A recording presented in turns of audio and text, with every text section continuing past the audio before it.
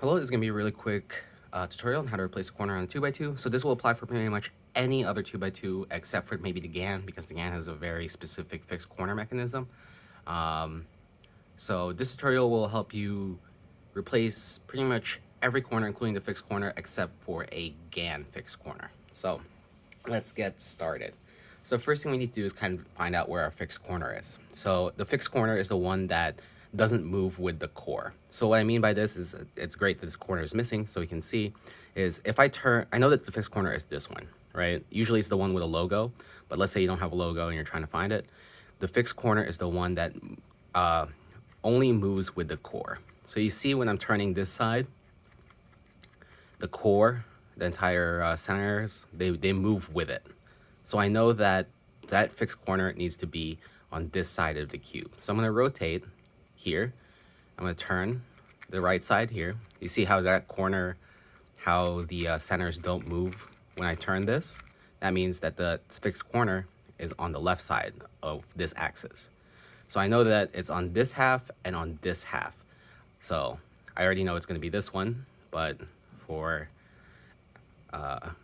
demonstration's sake, I'm going to go ahead and turn the top.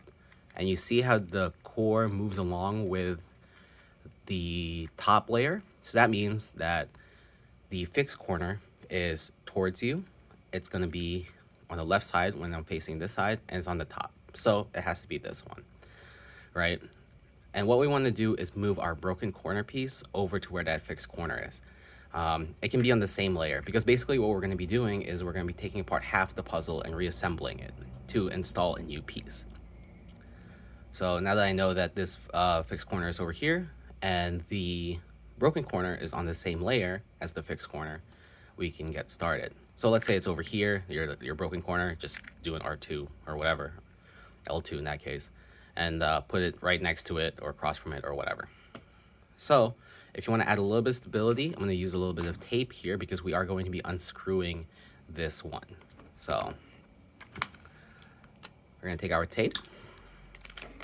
We're just going to go ahead and tape up the bottom layer in this case, because I don't want the bottom layer to be moving around once we take apart half the puzzle.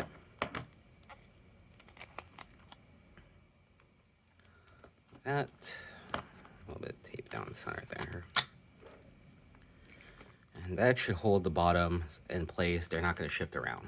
Next, we're going to take our screwdriver. We're going to unscrew the entire top layer in this case.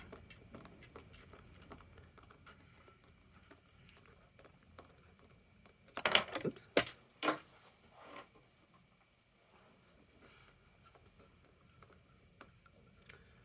And the reason we're taking it apart completely is this is the safest way to install it, because if you just loosen up a side and you try to push the corner in, if it's the fixed corner, it's just going to break again, regardless of how loose the side is. So we take out the screw, we take out the spring, and from here we should be able to just pop off the entire top layer. We'll start taking pieces out of the top layer. Just very gently, we're not applying too much force. You see how this kind of just sticks into place? That's because of the fixed corner again. So what we want to do here is we want to, usually there's hooks underneath these edges that are around the fixed corner. We're going to go ahead and just try to unhook them like that. In this case here as well. So you see those hooks? Those are totally different from the ones on the regular edges. That's what keeps it fixed in place. And from here, we're going to just try to get these guys out as well by just unhooking them from the center pieces. No additional force is needed.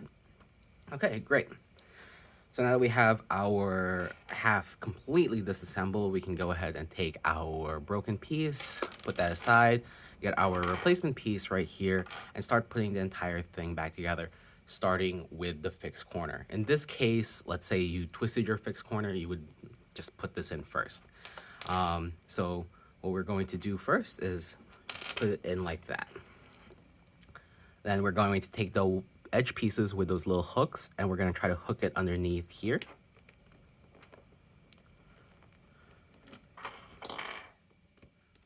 And we just want to make sure that it's actually fitting on that center. Take another one with the hook, put it in same way, like that. we're going to take our centerpiece and just push it on top of the hooks. Again, we're not trying to put too much force in it because we took apart half of it. There should be a lot of play, and we just want to do this as carefully as possible. Okay, so let's say it's not going in, just make sure that your slots are actually lined up with those hooks. Okay, there's one. We want to get this other one in here.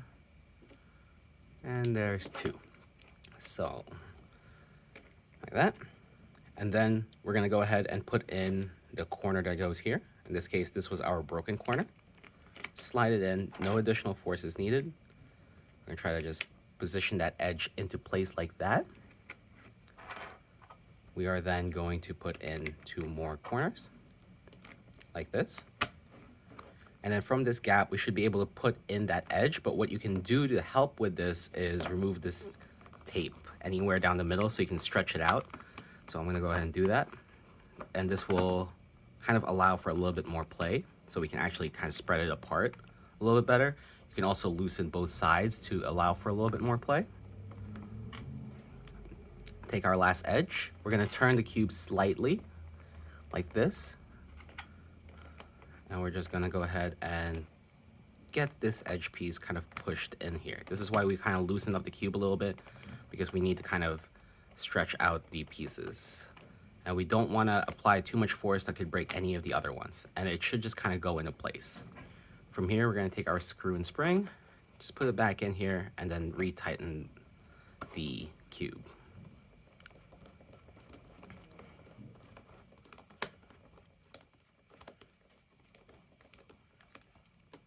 Okay, so that's nice and tight. We've replaced the corner. From here, we could just remove that and any excess tape. If you used any, you can actually totally get away with not using any tape whatsoever, but this is kind of the safest way to make sure that your puzzle doesn't fall apart while you're trying to replace the corners.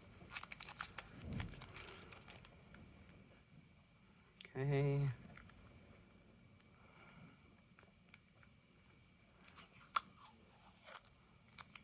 All right, and that's how you would repair a corner on a 2x2. There's still a little bit of tape there. That's why it's locking up. There we go. All right, good as new. Hope that helps.